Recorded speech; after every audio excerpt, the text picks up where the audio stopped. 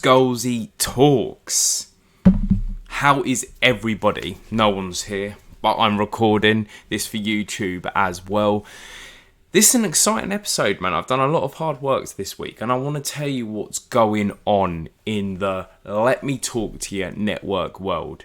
So, me and my good friend Josh, the co-host of Don't Call Me a Diva, we've decided to start a little network up so we can promote ourselves and everything we enjoy and particularly do with social media and bits and bobs like that.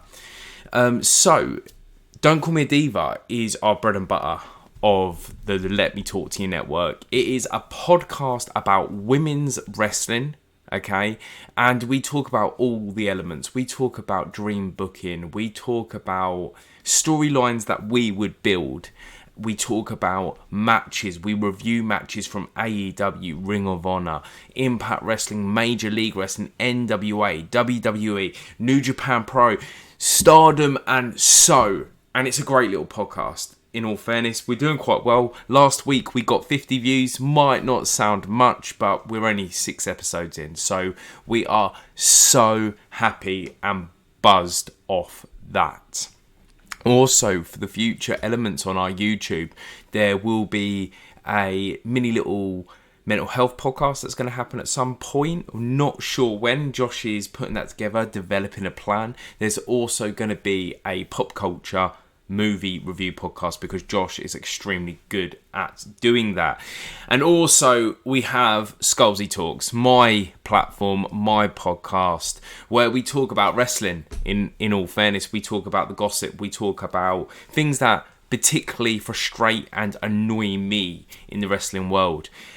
So this first bit of the podcast is going to be called Scholesy Rants, and I have got some good rants for you. So one of the major frustrations in wrestling as a fan is that not all fans are the same. Now, we are going through a time period currently where we're seeing a lot of resellers going to airports and stopping wrestlers and getting them to sign 20, 30, 40, 50, 60, 70 autographs. And this week we see another wrestler that's being harassed by these airport mugs, these horrible people that are harassing wrestlers getting out of an aeroplane, all right, making them sign all these autographs. Could be wrestling vids, could be cards, it could be anything. And this week we saw it happened to Jeff Hardy. And it was a major bugbear. It actually really frustrated me watching this video because we've seen Rhea Ripley go off on people. We've seen Rey Mysterio not look very happy. We've heard people from the Major Wrestling Figure podcast saying we wouldn't be signing autographs. But Jeff, in this video that I'm watching now, is signing at least 10 autographs. And do you know what actually frustrated me about him? What frustrated me was not actually the guys wanting the autographs, was Matt Hardy. So Matt Hardy is Jeff's brother, and he said something along this. Jeff is really kind, basically. He's saying in this tweet, and it's okay for us to sign 1 or 2 autographs at the airport, but not this many.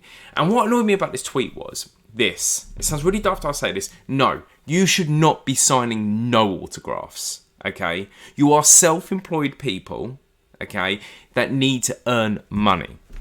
And that is why we have fan fests. This is why we have flipping meet and greets and for that reasoning. Yes, if it's a little kid, it might be a bit different. But to full-grown 35 plus adults, no, it should not be happening. And it's one of my major frustrations in the wrestling world, in that sense that fans think they can, all right, go up to wrestlers and just get autographs, just get pictures. No, man. Do you know what I mean? Think about it like this. If you're a self-employed guy, all right, or an independent contractor, whatever way you want to look at it, in the real world, you ain't going to build a house for free.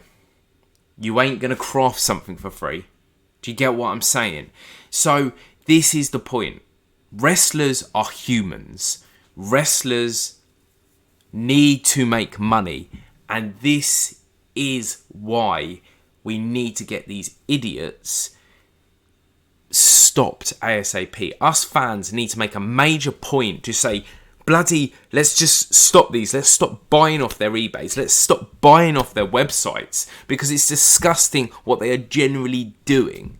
Do you know what I mean? Love you to pieces, Matt Hardy, but you should never sign an autograph at an airport. As I said, maybe for a little kid. Maybe. Big maybe. Alright? Big maybe. But you should never be signing autographs at an airport. You're an independent contractor, man. You're self-employed. Alright? You should be doing it at FanFest, and so you should be earning your dollar, your money. Okay? And that is one of my major frustrations of this week. I think us fans need to back off. And I think us fans just need to put the dollar into things like going to FanFest and signing. But that's my kind of rant. But I've got another rant. I'll move on to this one. And it's not really a rant. It's a changing of times in that sense. I noticed this week that Hulk Hogan has been on the podcasts again, various podcasts, where he is talking about the changing times of pro wrestling, basically. And he was, in his podcast, he says something along the lines of, when he walked into the ring, he was like a mid-carder. He was like a mid-sized person. Everybody was a lot bigger. Everybody had cauliflower ears, broken noses, broken teeth. Harley Race had a steel arm plate in his arm. Okay? And they all looked like serial killers. Alright? And do you know what I mean? Sounds like a scary place all in all. Do you know what I'm saying? I feel sorry for the big Hulk, man. But Hulk Hogan's not a small guy. So these guys were humongous that were absolutely doing this. And he basically says, he's saying that this generation's worth of wrestlers do not look the same. Do not look the same. They look like average guys that would bag his groceries. And we'll go into the rest of the podcast in a second, but I want to particularly work on that element. So when I grew up as a wrestling fan, I grew up in the time period where we had WWF, we had WCW, and that was on television. And as I always say on this, if you're a crackhead lunatic, you might be able to find some way to watch ECW. Okay. And one of the most attractive things about pro wrestling as a child is that these pro wrestlers look like superheroes. Do you know what I mean? They look like superheroes. They look like cartoon characters. Look at me, I'm a skinny guy. And I haven't got no muscles or anything like that. But these guys were humongous. I mean, Randy Savage, for example, or Billy Graham, Hulk Hogan. These guys were massive. They were giants. And Hulk Hogan said he was middle sized. I'm not sure if I actually believe that. And I mean, you had Andre and the Giant and stuff like that. And they were cartoon characters when they came down to it. They were cartoon characters. And that's why my generation loved them. That is why my generation loved them. They didn't particularly have to have a great moveset. We didn't see that till the WCW time period with the Cruiserweight division with people like Billy Kidman and Eddie Guerrero and Dean Malenko. And I'm not going to say his name, but there's another man I would say there. And people like Rey Mysterio. And so we didn't see the moveset start changing till that point, or being more popular, because back in the day we did have Dynamite Kid, one of the greatest wrestlers of all time. And Hogan kind of feels like in this podcast that wrestling has been spoilt by the internet. So wrestling has been spoilt because we have moved forward. Now, going back to the guys that look like they bagged his groceries, all right? Now, I think that's one of the most interesting statements, because as a 35-year-old wrestling fan that legitimately only pretty much watches wrestling, that's what attracts me about wrestling as an adult. Because it makes me feel like there's a chance that I could be a wrestler. I'm never going to be a wrestler, but it makes me think for 30 seconds that I could have that opportunity, or I could have that chance to be a wrestler. Wrestling isn't just aimed for children anymore. It's aimed for the 35-year-old fanboy of WCW or TNA or WWF from back in the day. And I think this is where I don't think Hogan quite understands.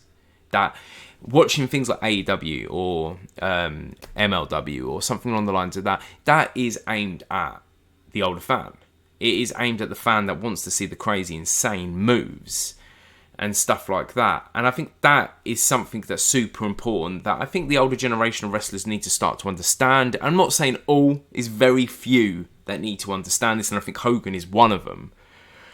And this is the mental thing about it, is the talent level of the current pro wrestlers in the whole entire business is absolutely insane. It's insane. It is insane. I mean, 450s, man, 450s. It's a crazy move set. And if people are going to be really, really honest, we have moved on from the big guy in wrestling, and we're more interested in what you'd call the middle-sized guys, the middle-sized or to the smaller guys, the cruiserweights in that element, because the ability of what they can do aerially is incredible. Now, don't get me wrong, as a kid, I loved Hogan. I loved Ultimate Warrior, I love Randy Savage, but this isn't what pro wrestling is now. What pro wrestling is now, okay, is about what guys are killing it in the ring, about guys telling stories in the ring with these incredible moves. And back in the day, that was there, but it wasn't mainstream. It's like, I always talk about Dynamite Kid, one of the greatest wrestlers of all time, British. He came from Lancashire. He was the cousin of British Bulldog. And his ability, what he could do in the air and what he could do in his moveset was absolutely incredible.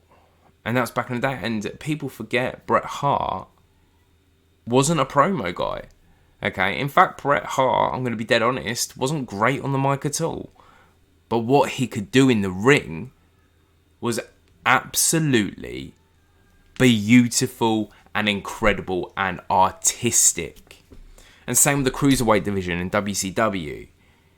It was an amazing time period of beautiful wrestling.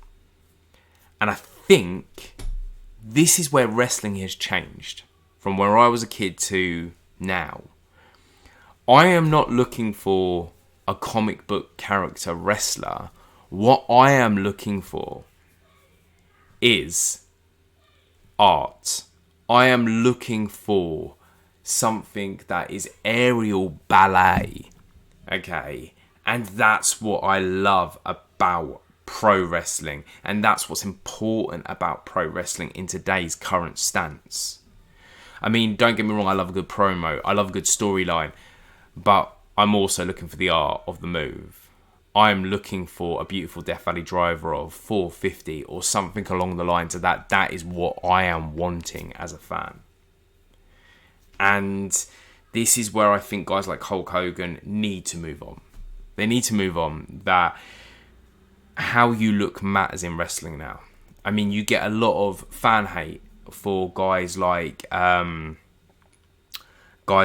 Cole currently. That, oh, he's got a dad bod, blah, blah, blah. But do you know what? For me, I'm glad he's got a dad bod, because I've got a dad bod. I'm a dad of 4 kids, you know what I'm saying? I want that. And that is why wrestling, to me, is more attractive now than when it was when I was a kid. When I was a small lad watching professional wrestling. I mean, as I said, I'm going to do... This is a bit like Scholesy rants in that sense. But I think what's important, okay, in the modern day pro wrestling, we've moved forward.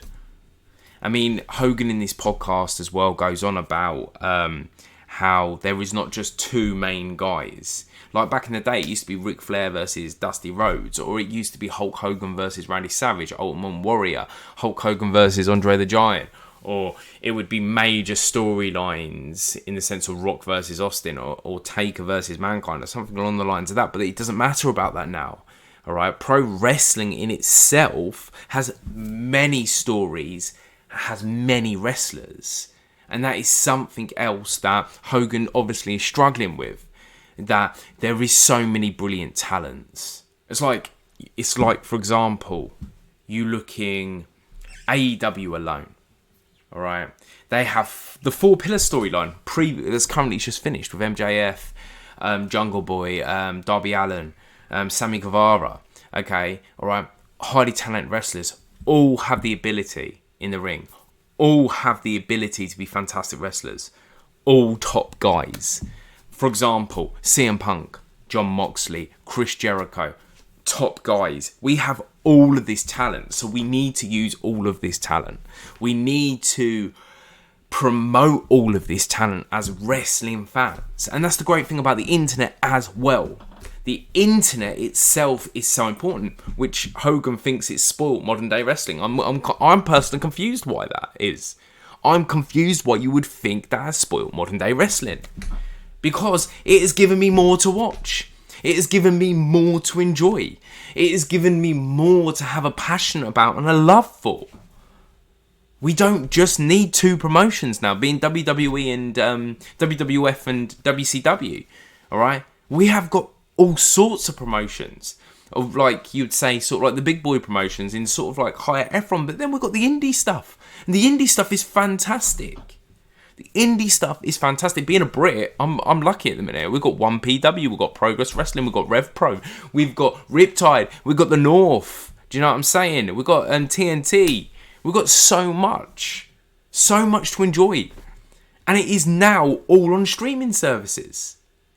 All on streaming services. So if you enjoy deathmatch wrestling, or if you enjoy mat wrestling, or if you enjoy storyline based wrestling, or if you enjoy lucha style, or Japanese style, or British style wrestling, it is all there for you. It is all there for you. And that is what's important about wrestling in the 21st century. Everything is there for you to watch and enjoy. On Don't Call Me a Diva this week, me and Josh at the end of the podcast discussed subscriptions. Okay, and in the subscription conversation, we talked about you have the option to watch what you want. You have the option to watch what you want. Streaming networks. Currently, we've got Fight TV, we've got Premier Streaming Network, which puts all sorts of great products on. And I think we need to take advantage of that as wrestling fans, alright? Me and Josh this week spoke about what was important to being a starting off wrestling fan. What do you watch? Josh and myself said, yeah, AEW. If you just want to go and watch wrestling, AEW is perfect. But if you want to watch storyline based stuff, go and watch Impact. Do you know what I'm saying? This is the important thing about modern day wrestling. This is the important thing of the growth of wrestling. This is the important thing about this. Now, not everybody's a wrestling fan, and that's fine, and that's okay with me, and it is still a niche subject within a niche subject, and that's okay, and I respect everybody's viewpoints on wrestling. But wrestling is the biggest in the sense of being able to find something to watch ever now. I could watch something every day of the week if I wanted to. Last night, Ring of Honor and Impact. The night before, AEW Dynamite. Tonight, AEW Rampage. Last night, also Major League Wrestling. Tuesdays, NWA. Then we've got NXT on a Tuesday as well. Do you know what I'm saying? There's so much product out there for you to enjoy. And the internet, Hulk Hogan, the internet has made wrestling not less special, but bloody more special, man. More special. So now we get to see like random names. So, for example, Will Ospreay is a great example. Will Ospreay, in a recent interview with Chris Van Lee and an interview with Renee Young, I still call her, but Renee basically said there's a major difference between TV wrestling and just turning up at New Japan Pro Wrestling. Okay, that you have to learn all these new things. But back in the day, there was only TV wrestling unless you're going to wrestling indie events. But now we can watch Will Ospreay on the New Japan app. And these are the important things about pro wrestling currently. Very ranty this episode, and I do apologise wholeheartedly. But there's been a lot to rant around. There's been so much to rant about in that element. But as I said, I want to explain how this episode is going to work, or future episodes on a Friday is going to be particularly work. The Friday episodes are going to be a bit more ranty, a bit more about the wrestling news. I'm going to talk about merch that I've got over the last couple of weeks. It could be trading cards, it could be action figures, it could be t-shirts, it could be whatever. And I'm always going to highlight a wrestler, highlight a match, highlight a career. So let's move on to wrestling merchandise. Wrestling merchandise. Do you know what? It's another quiet week. It's not a big week. But what I have got has been certainly quite cool. And I got a couple. I'm just getting them off my shelf. To be fair, I've got a couple of trading cards. And I have got an action figure as well, which surprisingly didn't cost anything really. But yeah. So if you don't know about me, I'm a merch collector. I love merch. I love t-shirts. I love trading cards. I love action figures as well. And I love trading cards in particular because it reminds me of my childhood. So trading cards were always felt like they were quite easy to get hold of. Football stickers, wrestling figure stickers, Beauty and the Beast stickers. You know what I mean? There was always something about or trading cards. So there was always something you could buy from your local shop that you could actually enjoy. So this week, after listening to last week's Major Wrestling Figure podcast, they were talking about this company called, I think they're called Leaf Trading Cards. And they've done these sort of like cards that interestingly got some WWE stars on. And they were trying to work out if they were legit or if they're sort of like, not fake, but sort of like not official cards or anything like that. And I kind of had to go... I went and searched for them, and I found an awesome little John Cena one that I wanted to get. But I found it was quite interesting. I want to read you what it says on the back of the card, which is great in that sense. It says in the small print, Leave Trading Cards. This card is solely licensed and depicted by the player. The card has not been authorized or endorsed or approved by any licensing body. I thought that was brilliant. So he just answers the question from Major Wrestling Figure Podcast. This isn't a licensed card, okay?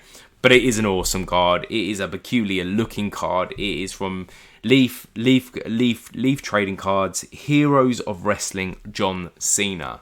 Okay, now everybody knows who John Cena is. Do you know what I'm saying? But yeah, it's this particular card here.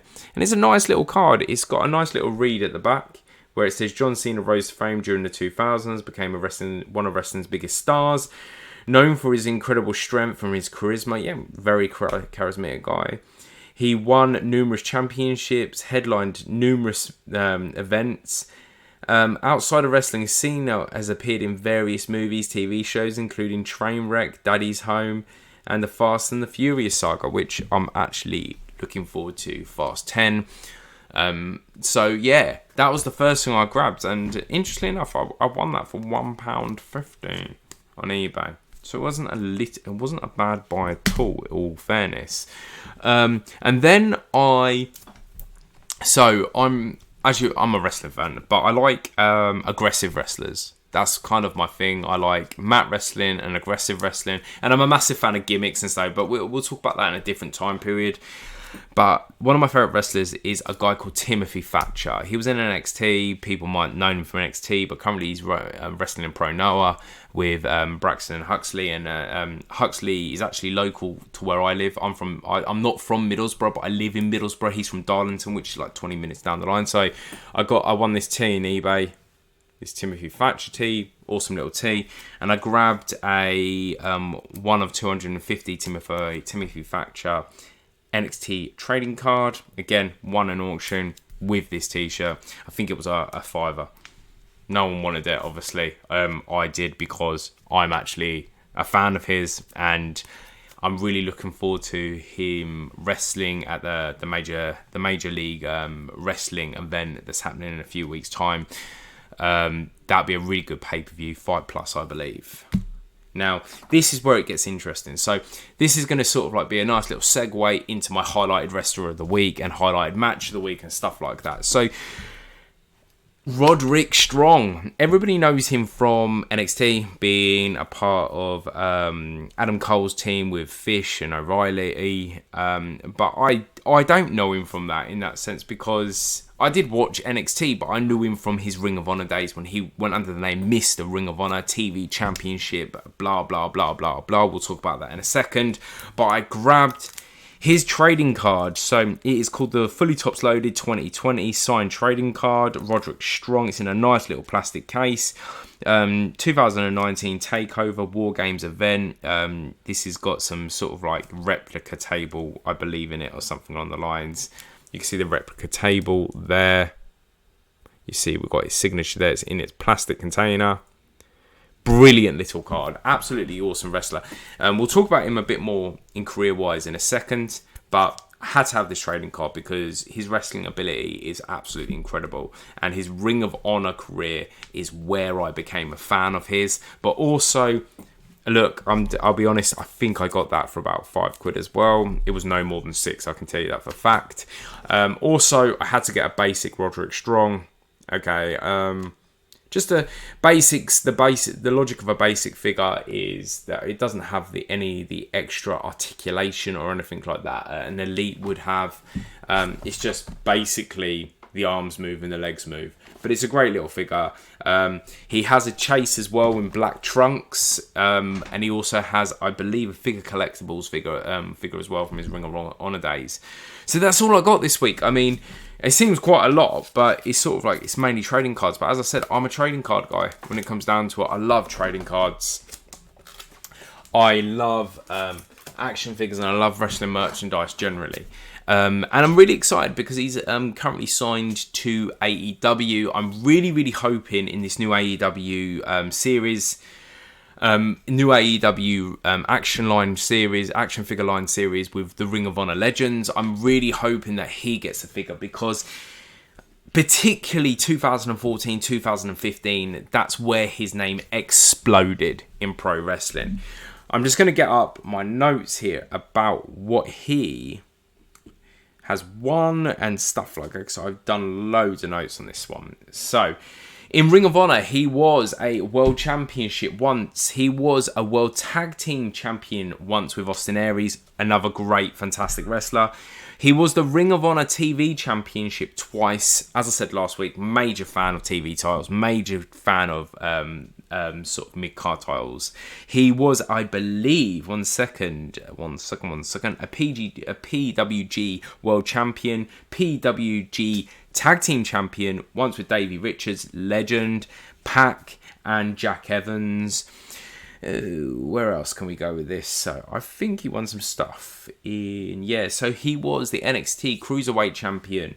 He was the NXT North American Champion. He was the NXT Tag Team Championship twice. One with Bobby Fish, and I believe the other one with O'Reilly, or it could have been both with with O'Reilly.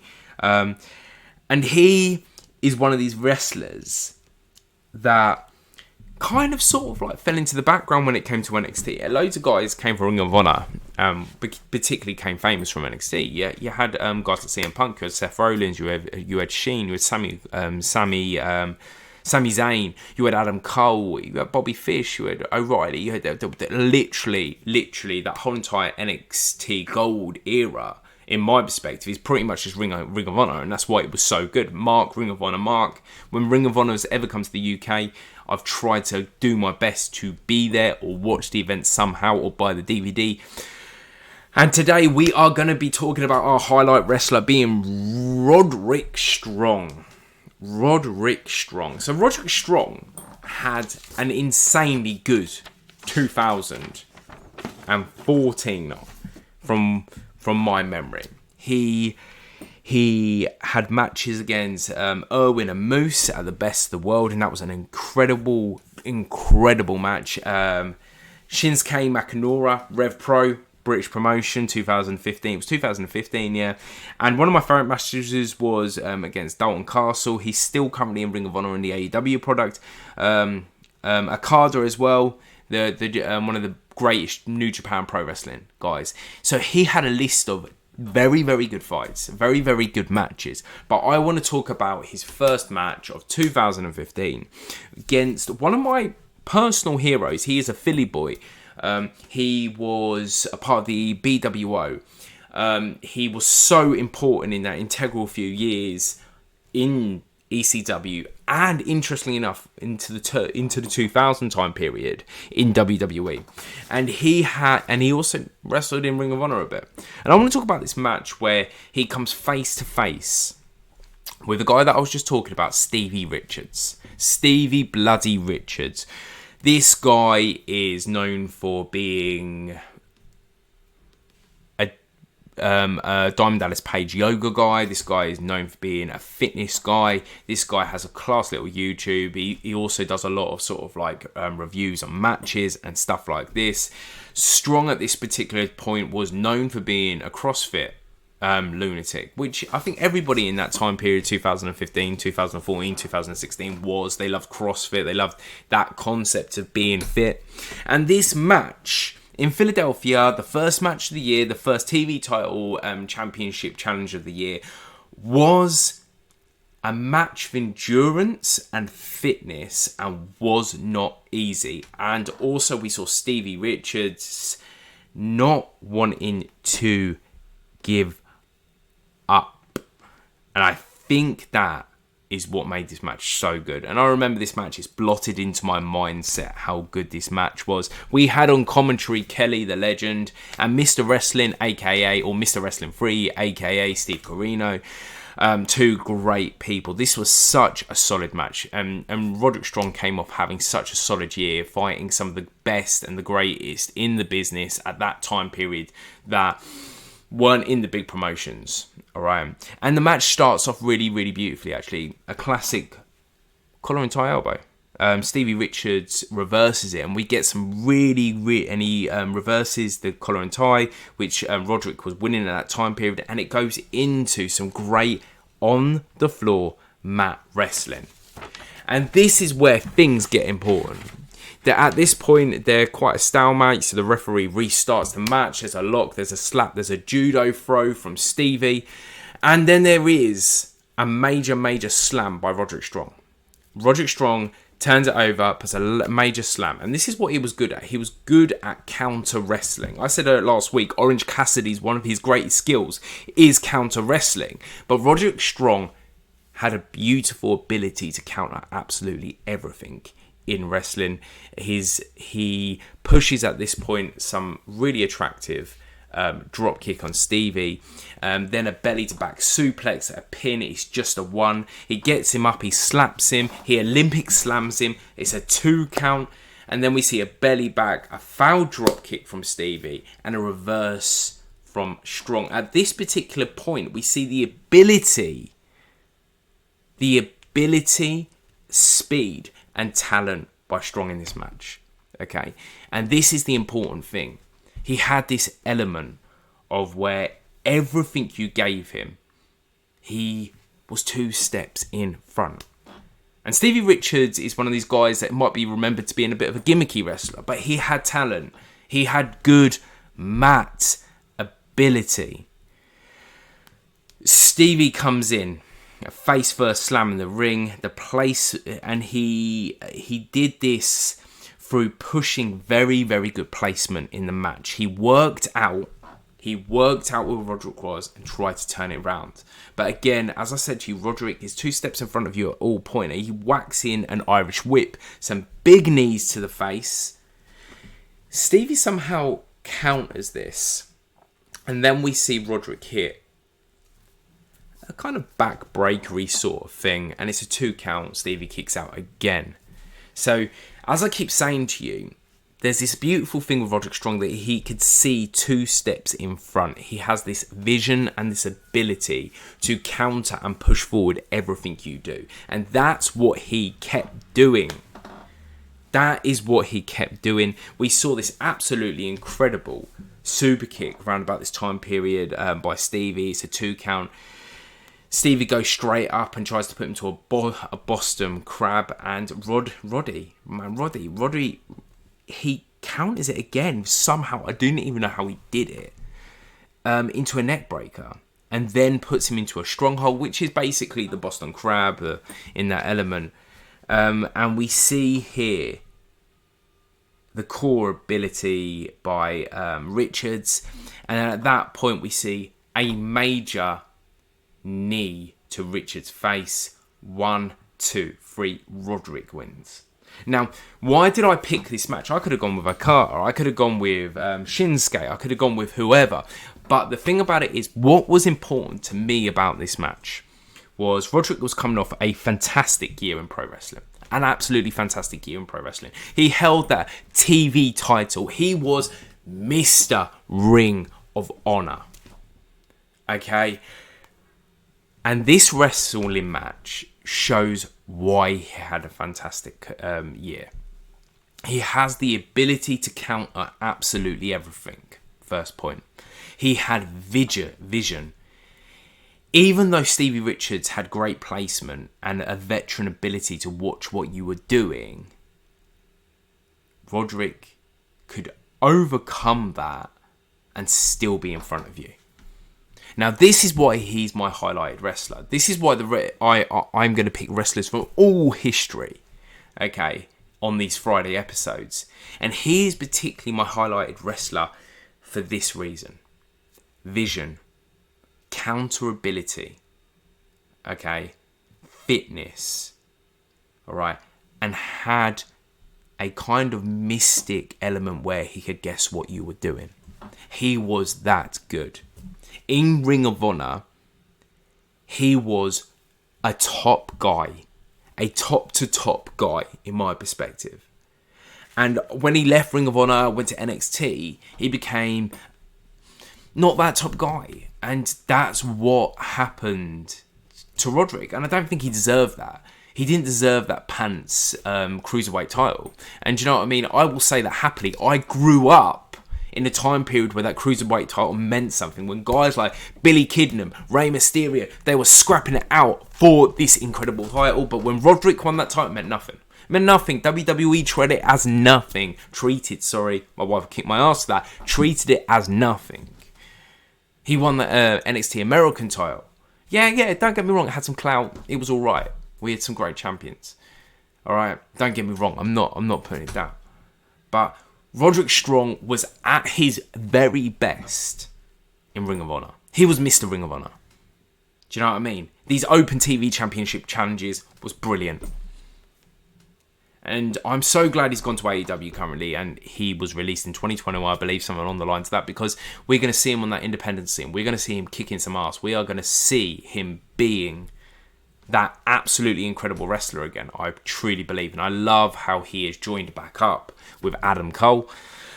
And when Kyle O'Reilly's back in off injury, we'll see them probably join again. And I'm really hoping fundamentally that Bobby Fish comes back. All right, he probably won't, but if he comes back to the AEW product, it'd be absolutely brilliant. But for me, I think Roderick Strong is very underrated. If you don't believe me, just type him into YouTube, man. Type him into YouTube. Watch his mat ability. Watch his placement. Watch everything he does. It's artistic. It is artistic stuff. Look for his matches. He had a few matches in New Japan. Look for them matches as well. And he is an incredible wrestler. He is, in my perspective, title challenging ability wrestler. And I was talking a few weeks back about people that CM Punk should have a scrap with. Now that would be a match.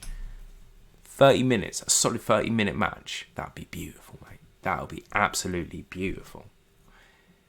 Now that here's my highlight wrestler of the week. Go on YouTube him, man. You don't need to hear me talking about him this much or licking his ass, because that's what it sounds like I'm doing. But he was that good, or he is that good still, and I'm hoping we see more of him in AEW. Now, I'll tell you what's going to happen for the rest of the week. So, this show's always going to be about 40 minutes, 45 minutes. I don't want to keep everybody waiting for long, and I know people's attention spans is about 45 minutes for this sort of stuff. But I will be going live on Twitch again on Sunday with a Father's Day special. It's going to be a super fun episode. As I said at the beginning, I like mat wrestling, but I also like gimmick wrestling. I also like guys that have an underdog story. And that's what I'm going to be talking about on Father's Day at 10 a.m. It's super exciting. It's going to be a good episode. One of my favourite people in wrestling, has a great podcast, has a great ability to tell stories, and fundamentally, when it comes down to it, is an amazing father, and an example to me and many other fathers probably. And I'm going to be going live on 10 a.m. This will be put on YouTube. So this will be on YouTube at some point today when I've got 5 minutes. I've got to go and pick up my son in a minute, and then I've got to flipping pop off to work, you know what I mean? But yeah, guys, thank you for listening. This is Scholesy Talks. I am Scholesy, and have a lovely day.